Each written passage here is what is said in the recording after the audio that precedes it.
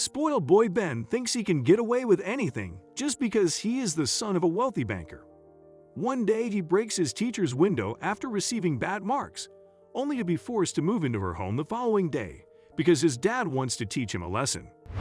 One day, the school principal announced the arrival of a new literature teacher. "Class, Mrs. Adams will be coming in tomorrow to be your new literature teacher. I expect everyone to give her a warm welcome and to behave well, as she previously worked at a prison and is a tough cookie," she shared. Upon hearing that she worked at a prison, the entire class looked at each other in fear. There was only one boy who wasn't scared at all, and it was Ben. He scoffed and shook his head. "Let's see her be strict with me," he whispered to his seatmate and best friend Liam. Before we continue, please take some time to subscribe to Dailydose, like, and share this video with your friends. It might brighten their day and inspire them to do good. Also, keep watching because an important lesson awaits at the end of the video. Ben wasn't worried about the strict teacher because all teachers were nice to him. His father was one of the school's top investors, and he always got special treatment because of it. The next day, Mrs. Adams entered the classroom looking fresh and friendly. She was soft-spoken and seemed like a pushover to Ben. "That's the teacher they told us to be scared about. She looks like she couldn't even hurt a fly," he teased. Without fuss, Mrs. Adams taught her lesson on Shakespeare patiently so that everyone could understand what she was talking about. She asked the class to prepare for a short quiz before the end of their session, which prompts everyone to take notes and listen intently. Meanwhile, Ben couldn't be bothered about the lesson.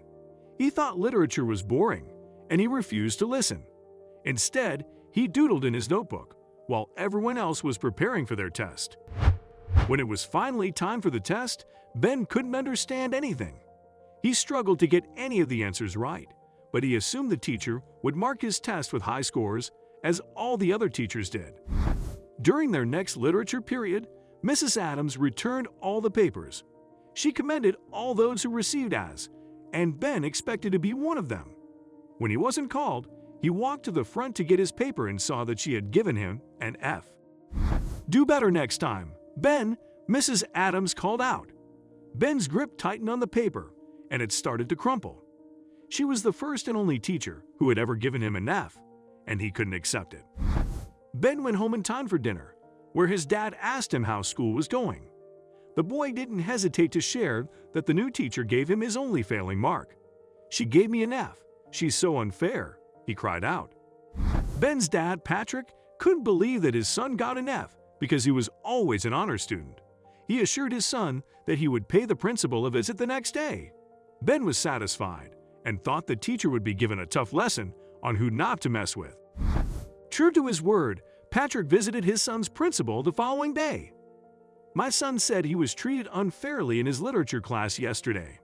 He received a failing mark, his very first," he complained.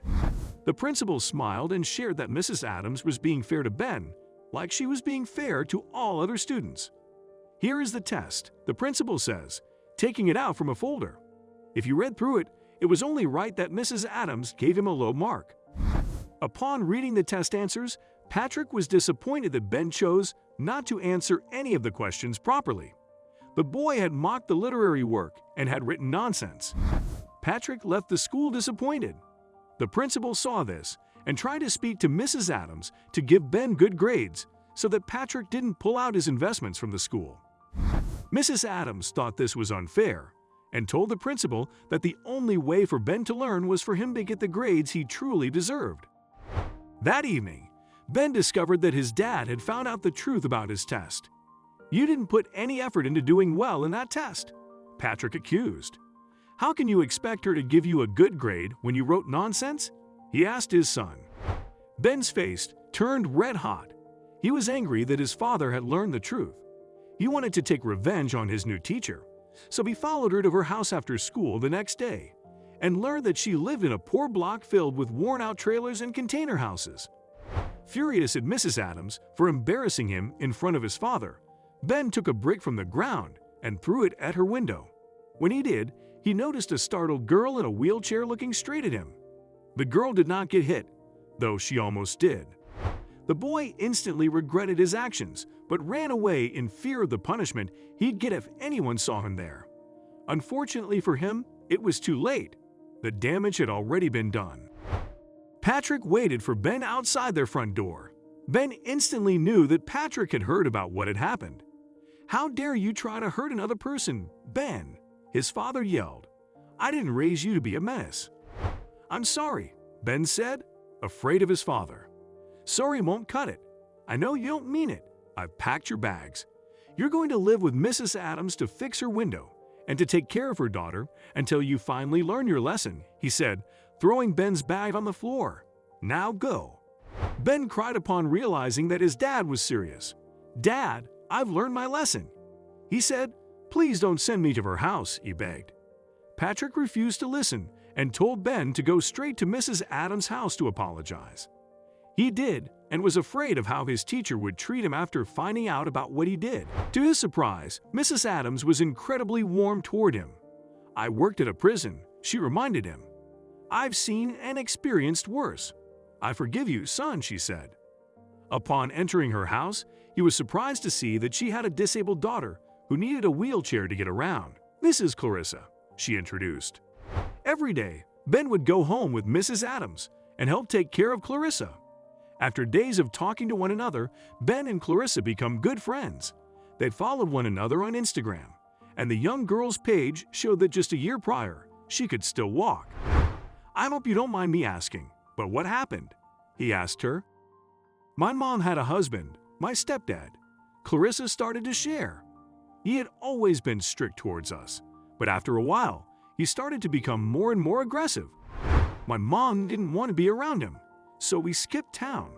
When we did, we got into an accident when a driver fell asleep at the wheel and hit us head-on," she explained.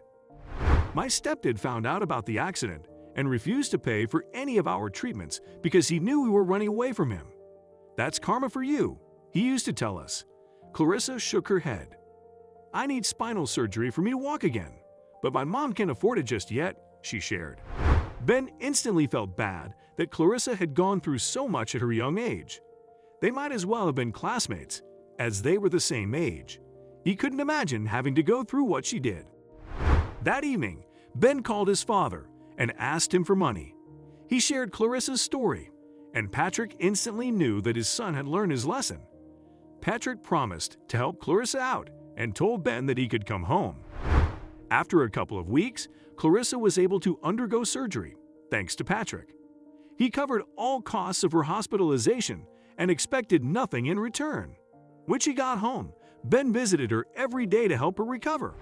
She would have dinner with Clarissa and Mrs. Adams, who would also give Ben extra classes for him to properly learn his lessons. Soon, Ben's teachers no longer needed to fake his grades. He became a stellar student and finally got the A's that he actually truly deserved. He also started to respect his teachers after realizing that they were doing such a noble job.